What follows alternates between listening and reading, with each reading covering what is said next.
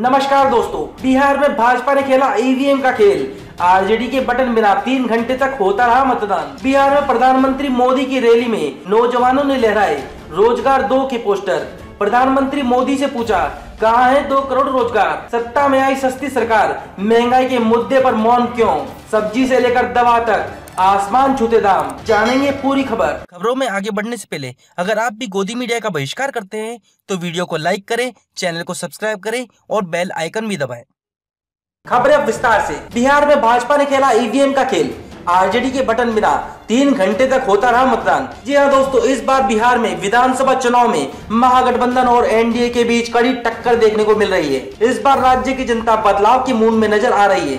माना जा रहा है कि इस चुनाव में महागठबंधन बाजी मार सकता है, लेकिन इसी बीच एक बार फिर ईवीएम में गड़बड़ी की खबर सामने आ रही है। खबर के मुताबिक बिहार के मुंगेर सदर विधानसभा सीट के एक बूथ में आरजेडी उम्मीदवार के चिन्ह लालटेन के आगे बटन ही मौजूद नहीं था, जिसके चलते 3 घंटे से ज्यादा वक्त तक ऐसे ही मतदान चलता रहा। लेकिन इस मामले में जब मतदाताओं द्वारा लगातार शिकायतें की गई तो लगभग 3.5 घंटे के बाद ईवीएम को बदला गया। अंदाजा लगाया जा सकता है कि 3 घंटे तक आरजेडी उम्मीदवार को एक भी वोट नहीं मिला। इस पूरे मामले में मुंगेर सदर विधानसभा सीट से उम्मीदवार बनाए गए अभियान राजकुमार विद्यार्थी ने चुनाव प्रभारी शिशिर कुमार राजलालू पर एक तरफा मतदान कराए जाने की गंभीर आरोप लगाए हैं। उन्होंने कहा है कि जब मतदान शुरू हुआ और उनके नाम के आगे बटन मौजूद नहीं था तो इसकी शिकायत चुनाव प्रभारी से की गई थी, लेकिन इसके बावजूद उन्होंने मशीन बदले जाने तक मतदान रोका नहीं। उनकी शिकायत को अनसुना करते देख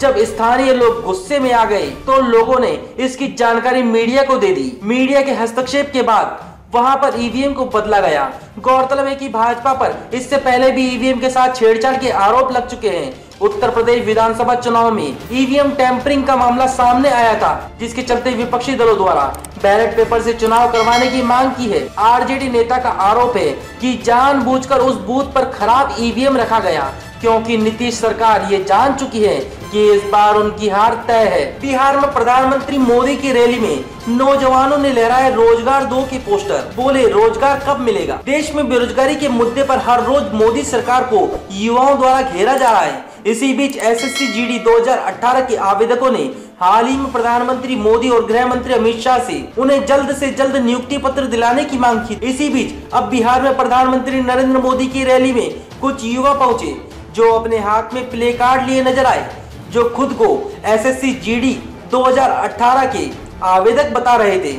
उनका कहना है कि 3 साल हो चुके हैं, लेकिन अभी तक उनकी नियुक्ति नहीं हुई है। दरअसल बिहार में पहले चरण के मतदान के चलते प्रधानमंत्री नरेंद्र मोदी राज्य में चुनाव प्रचार के लिए पहुंचे थे। प्रधानमंत्री मोदी की मुजफ्फर रैली में युवाओं ने मोदी के खिलाफ मोर्चा खोल दिया। इन युवाओं का कहना था कि मोदी सरकार ने उन्हें जो सपने दिखाए थे वह अभी तक धरातल पर पूरे नहीं हो पाए हैं। आवेदकों की भर्ती की प्रक्रिया पूरी हो चुकी है, मेडिकल भी हो चुका है, लेकिन अभी तक नियुक्ति नहीं हो पा रही है। कई आवेदकों की उम्र भी निकल चुकी है और वह इस भर्ती की रेस से बाहर हो चुके हैं। उम्र निकल जाने की वजह से दोबारा केंद्रीय अर्धसैनिक बल में नहीं चुने जा सकते, क्योंकि इस परीक्षा में उम्र की पाबंदी है। सरकार से परेशान होकर इन युवाओं ने बिहार चुनाव में मतदान से पहले यह मुद्दा उठाया है। आपको बता दें कि मोदी सरकार और बिहार के नीतीश सरकार रोजगार के मुद्दे को लेकर बीते काफी समय से युवाओं के निशाने पर है। देश के युवाओं ने सड़कों पर उतरकर सरकार के खिलाफ इस मुद्दे को उठाते हुए विरोध प्रदर्शन भी किए हैं। सत्ता में आई सस्ती सरकार, महंगाई के मुद्दे पर मौन क्यों? सब्जी से लेकर दवा तक आसमान छूते दाम। जी हाँ दोस्तों, आप दुनिया के किसी भी इंसान से पूछ लीजिए आपकी पहली जरूरत क्या है, तो वो कहेगा इज्जत की रोटी। एक समाजवादी लोकतंत्र में सरकारें इसकी गारंटी देती हैं। रोटी का महंगा हो जाना मतलब सीधा असर पेट पर, लेकिन दोहरी मार दोस्तों तब पड़ती है जब रोटी महंगी हो जाती है और इंसान सस्ता। तो आइए देखते हैं देश की माली स्थिति। महंगाई से सब परेशान है, लेकिन इस पर शोर हंगामा नहीं हो रहा है। इसकी वजह की पड़ताल अलग अलग मसला है, लेकिन ये जरूर देखना चाहिए कि क्या इसके लिए सरकार की नीतियाँ दोषी है या यह एक सामान्य घटना है। कुछ बातें ध्यान में रखने वाली हैं। सितंबर में महाराष्ट्र की मंडियों में 50% से अधिक प्याज आया। पिछले साल इसी महीने की तुलना में इस साल यह 53.17% अधिक था। तब बाजार में इसके दाम क्यों बढ़ चले और अब भी थमने का नाम नहीं ले रहे। जाने माने कृषि नीति विशेषज्ञ देवेंद्र शर्मा ने अभी हाल ही में अपने कॉलम में लिखा है कि यह पुराना तरीका है। अगर आपूर्ति में 4% की गिरावट हो तो दाम 400% तक बढ़ जाते हैं। दरअसल व्यापारी कम कीमतों पर माल लेते हैं, बाजार में कमी खुद पैदा करते हैं और फिर महंगे दाम पर इसे बेचकर मुनाफा कमाते हैं। सरकार कुछ ठोस करने की जगह आंकड़ों की बाजीगरी में लगी है और खुद ही अपने निकम्मेपन की दास्तां भी सुना रही है। एक सरकारी बयान में कहा गया कि 5 साल पहले प्याज का औसत मूल्य 25.87 रुपये प्रति किलोग्राम था। पिछले साल औसत दाम 55.60 रुपये प्रति किलोग्राम था। बयान में माना गया कि इस तरह पिछले 5 साल की औसत की तुलना में कीमतें 100% तक बढ़ गई है। अब सरकार ने व्यापारियों के लिए इसके भंडारण की सीमा तय कर दी है। सब्जियों के दाम ऊपर नीचे होते रहते हैं, लेकिन इस वक्त तो सबके दाम आसमान पर हैं, चाहे जिसका भी नाम ले लें। मूली, गाजर, हरी मिर्च, भिंडी, फूल गोभी, पत्ता गोभी, बैंगन, परवल। अगस्त की तुलना में सितंबर में अंडे, मछली और मुर्गे की कीमतों में 17.4% की बढ़ोतरी हुई है।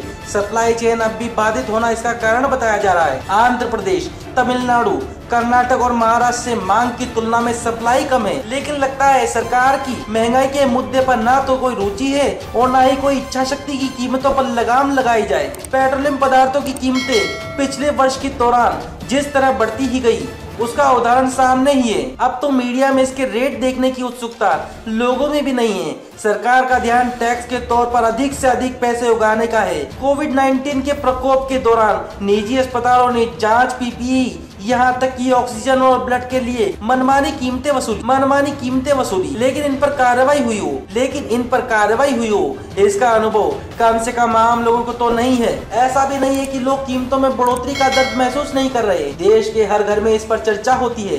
बिहार चुनावों के दौरान यह मुद्दा बना हुआ है। लोगों का कहना है कि लॉकडाउन की शुरुआत में तो आलू प्याज 15 से 20 रुपए प्रति किलो तक मिल गई, लेकिन अब आलू 60 रुपए किलो और प्याज 80 रुपए प्रति किलो तक खरीदा जा रहा है। जहां सरसों का तेल लॉकडाउन से पहले 110 रुपए किलो मिल रहा था, वहीं अब इसकी कीमत 150 रुपए हो गई है। इसी तरह रिफाइंड की कीमतें भी 25% तक बढ़ चुकी है। लेकिन यह जानना भी जरूरी है कि इन्हीं चीजों के दाम ऑनलाइन शॉपिंग में अपेक्षाकृत कम है। तो क्या कालाबाजारी के शिकार सिर्फ वे आम लोग हो रहे हैं जो बाजार जाकर नगद खरीद रहे हैं? कुछ भी हो, इन सब का असर आम विक्रेताओं पर हो रहा है। दिल्ली में एक फल बेचने वाले का कहना है कि उस दैनिक बिक्री 5 गुना तक कम हो गई है। लॉकडाउन के दौरान सामान की खरीद बिक्री में सांप्रदायिक विभाजन की खबरें खूब आई थी। उस वक्त अफवाह फैल गई थी और कुछ वीडियो भी वायरल हुए थे कि मुसलमान गंदा कर सामान बेच रहे हैं ताकि कोरोना की बीमारी अधिक से अधिक फैले। लगता है वह दौर अब भी खत्म नहीं हुआ है। किराने की छोटी सी दुकान चलाने वाले एक व्यक्ति ने कहा, भाई साहब, 70 सालों की उम्र में मैंने ऐसी परेशानी कभी नहीं उठाई। लोग सामान खरीदते वक्त धर्म पूछते हैं, तो वही जीवन रक्षक और रूटीन दोनों तरह की दवाओं के दाम भी उसी गति से बढ़ रहे हैं। इसका सबसे अधिक असर अधिक उम्र वाले लोगों पर पड़ रहा है। ऐसे लोगों के मासिक बिलों में 25 से 30% तक की बढ़ोतरी हो गई है। लेकिन ऐसा नहीं कि सरकार इस पर अंकुश नहीं लगा सकती। इसे आंखें खोलने वाले एक उदाहरण में समझ लीजिए। दैनिक ट्रिब्यून की एक खबर के अनुसार पंजाब में फरीदकोट की रेड क्रॉस सोसाइटी ने 90 दवाओं की सूची जारी की है।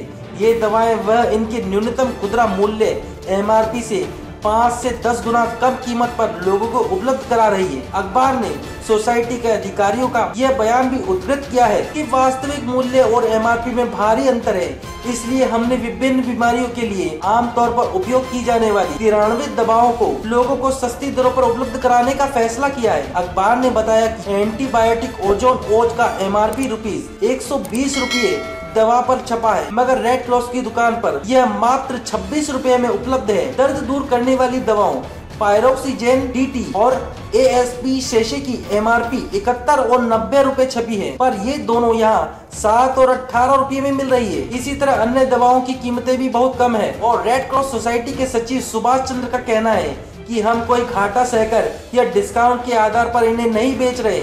दवाओं और सर्जिकल सामान की वास्तविक कीमतों की तुलना में MRP 10 गुना तक है। अगर यह बात सही है तो क्या ऐसा देश भर में नहीं किया जा सकता? असल में पेच कही है। रसायन मंत्रालय का नियम है कि दवाओं के उत्पादन खर्च की तुलना में MRP 50 से 100% से अधिक नहीं हो सकती। लेकिन Baba Farid university of health sciences के उप कुलपति डॉक्टर राज बहादुर का कहना है कि कई जाने मानी फार्मास्यूटिकल कंपनियां 500 से 1000% अधिक दाम पर अपने उत्पादन बेचती है। अपनी आमदनी की तुलना में अपने और अपने परिवार के लोगों पर अधिक खर्च करने की वजह से हर साल देश में 5.5 करोड़ से अधिक लोग गरीबी में धकेल दिए जाते हैं। देश में सरकार हेल्थ केयर पर जीडीपी का 1.3% से भी कम खर्च करती है। सोचा ही जा सकता है कि इस हाल में कोविड के दौर में लोगों ने क्या क्या नहीं भोगा होगा। तमाम ताजा खबरों के लिए हमारे साथ बने रहिए और सब्सक्राइब करें इंडियाज रियल पॉलिटिक्स, भारत की सच्ची तस्वीर।